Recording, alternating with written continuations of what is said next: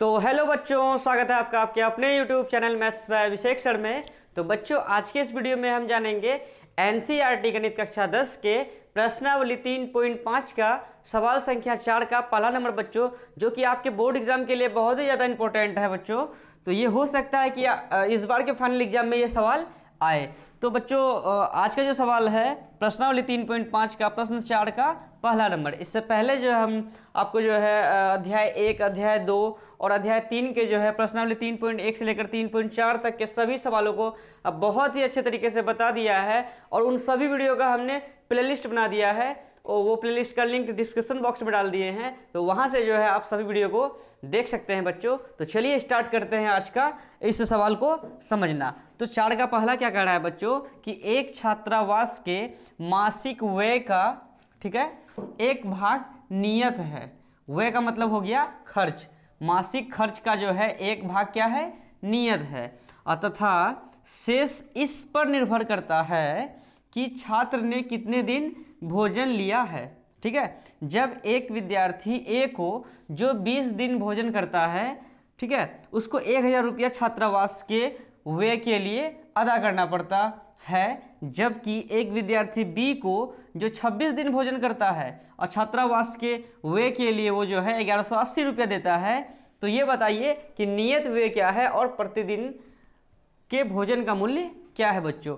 सवाल जैसे कि ये सवाल तो आप जैसे कि हॉस्टल में बहुत सारा बच्चे रहते होंगे, ये हॉस्टल वाला सवाल है। मतलब कि एक हॉस्टल में जो है एक दो बच्चा रहता है और जो कि छात्रावास के मासिक व्यय का जो एक भाग है नियत है, ठीक है, और शेष इस इस पर निर्भर करता है कि छात्र ने कुल कितने दिन भोजन किए।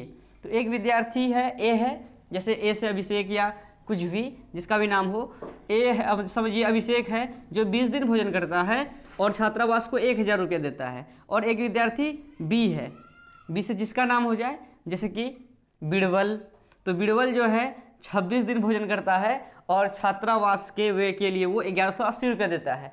ये बताइए कि नियत व्यय और प्रतिदिन का जो भोजन किया जाता है उसका क्या मूल्य होगा, वो निकालिए। ठीक है, ये सवाल था। तो जो हम लोगों को पता नहीं रहता है बच्चों, उनको हम लोग मान लेते हैं। जैसे कि हमें बोला गया है नियत व्यय और प्रतिदिन के भोजन का मूल्य, तो उसे ही हम लोग क्या कर लेंगे, मान लेंगे। ठीक है, तो तीसरा अध्याय में जो निकालने बोले उसी को मान लीजिए आप। निकालने बोला नियत व्यय और प्रतिदिन के भोजन का मूल्य, उसी को मान लीजिए। तो मान लीजिए कि माना कि क्या मान लेंगे कि नियत व्यय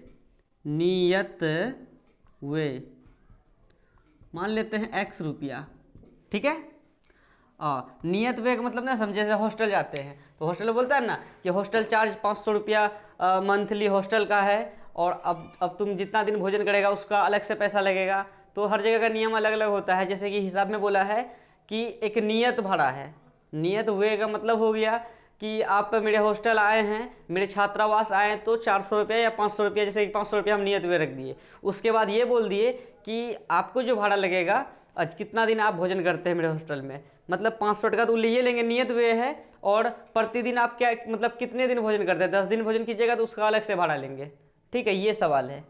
तो नियत व्यय हम लोग मान लिए x रुपया, तथा क्या मान लेंगे, क्या है, प्रतिदिन भोजन का मूल्य। तो लिख देते हैं प्रतिदिन के भोजन का मूल्य बराबर y रुपया। मान लिए कि प्रतिदिन भोजन का मूल्य y टका है और नियत व्यय x टका है। अब आते हैं प्रश्न से। ठीक है, तो अब देखिए कि एक छात्रावास के मासिक व्यय का एक भाग नियत है तथा शेष इस पर निर्भर करता है कि छात्र ने कितने दिन भोजन लिया, है कि नहीं। अब देखिए एक विद्यार्थी जो ए है जो कि क्या दिन भोजन करता है, 20 दिन भोजन करता है और वो छात्रावास को कितना रुपया देता है, तो 1000 रुपया देता है। तो 20 दिन जो भोजन करेगा ना वो, तो सबसे पहले वो नियत भाड़ा दे देगा, x टका तो दे दीजिए। उसके बाद 20 दिन भोजन किए हैं, एक दिन का हम y टका लेते हैं, तो 20 दिन का कितना लेंगे, 20 y रुपया लेंगे। ठीक है, बराबर टोटल कितना, तो बराबर 1000 रुपया। ये हो गया समीकरण 1। अगर समझ में ये नहीं आया होगा तो देखिए अभी समझाते हैं आपको। जैसे कि नियत हुए, मान के चलते हैं मेरा नियत हुए, मेरा एक हॉस्टल है, हम नियत हुए ये जो है मेरा हॉस्टल का जो चार्ज है, चलिए 200 रुपया लेते हैं हम, ठीक है। उसके बाद प्रतिदिन भोजन का मूल्य मान के चलते हैं 20 टका लेते हैं, मतलब एक दिन का भोजन कीजिए 20 टका दीजिए, और नियत हुए जो है 200 टका है। तो एक विद्यार्थी जैसे कि ए है और वो 20 दिन मतलब मेरे हॉस्टल में जो है 20 दिन भोजन किया है, तो सबसे पहले जो है ना ये 200 रुपया उससे ले लेंगे। तुम 20 दिन रहो कि 10 दिन रहो उससे मतलब हमको नहीं है, ये 200 रुपया हमको दे दो। चलिए 200 रुपया ले लिए उससे। अब प्लस कई दिन भोजन किया है, अरे 20 दिन भोजन किया है, और प्रतिदिन भोजन का मूल्य कितना टका है, 20 टका है। चलिए प्रतिदिन हमारा 30 टका मानने का, 30 टका मान लेते हैं कि एक दिन का अगर भोजन करेगा तो 30 टका लगेगा। अब तुम 20 दिन भोजन कर रहा है, चलो 30 में मतलब चलिए 20 दिन, तो क्या हो जाएगा, 20 दिन भोजन किया और 30 टका के हिसाब से क्या टका हो जाएगा, तो 20 टका गुना क्या कर देंगे 30, मतलब 30 रुपया गुना 20 तो कितना हो गया, 2 तिया 6, 600 रुपया।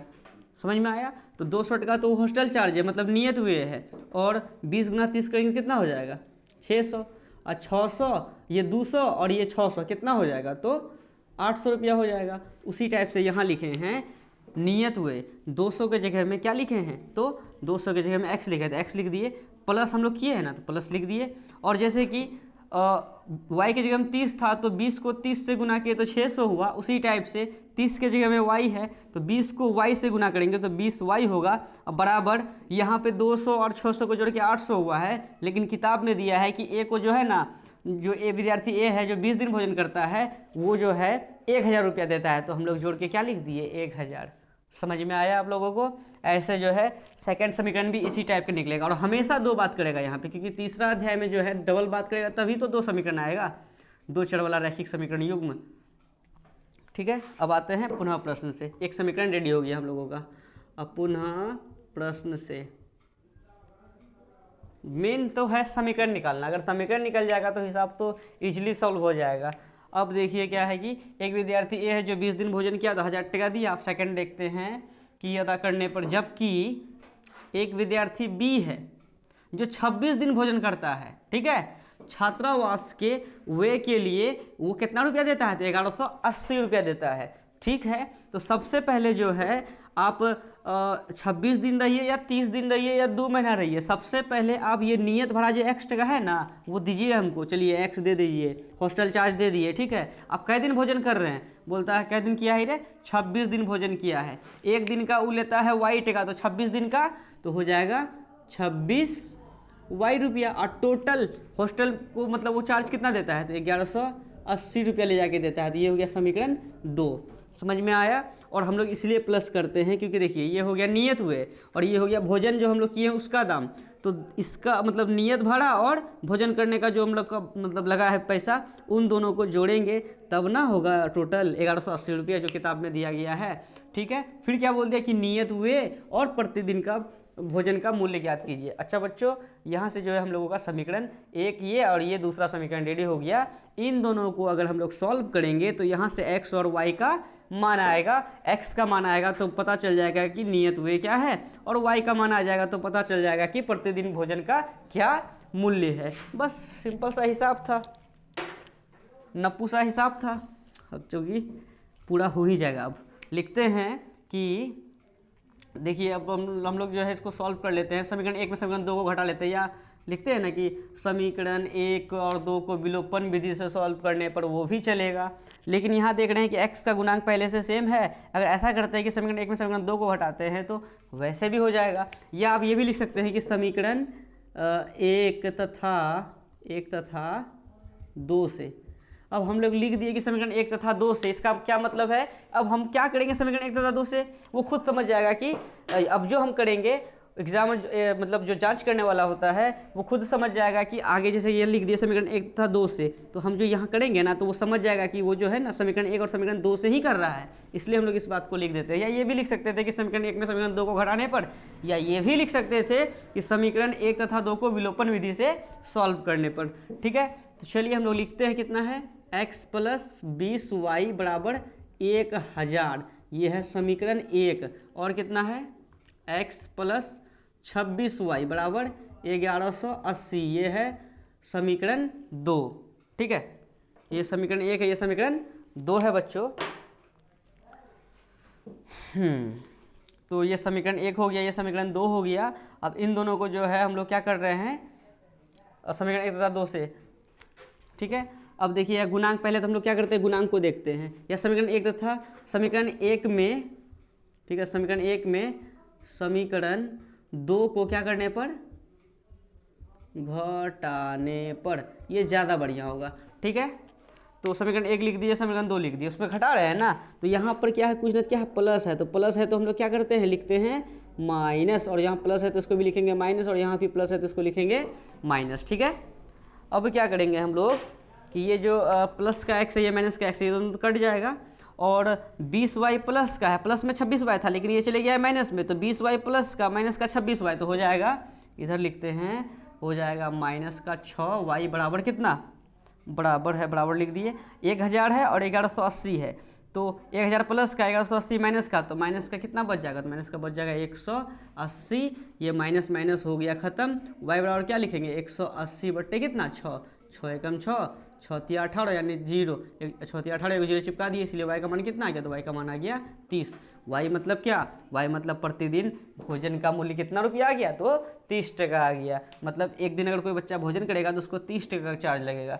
ठीक है, अब इसका मान जो है समीकरण, ये जो y का मान आ गया है, इसका मान आप समीकरण 1 या समीकरण 2 में रखिए, वहाँ से आपका x का मान आ जाएगा। फिर x का मान आ जाएगा तो पता चल जाएगा कि नियत व्यय कितना है, और प्रतिदिन का तो पता चल ही गया कितना है ना। तो लिखते हैं कि समीकरण 1 में y का मान रखने पर, तो समीकरण 1 क्या है, समीकरण 1 है x प्लस 20y बराबर 1000। तो x प्लस 20 बीच में गुना y का मान कितना है, 30 है, तो 30 लिख देंगे, बराबर कितना, बराबर 1000, या x प्लस 2 तिया 6, डबल 0 उतार दीजिए, 600, कितना हो गया 1000। ये x बराबर क्या लिखेंगे, 1000 प्लस का 600 को उधर भेजिए तो माइनस का 600, इसीलिए x बराबर कितना आ गया, 1000 में 400 जाएगा, 600 जाएगा तो 400।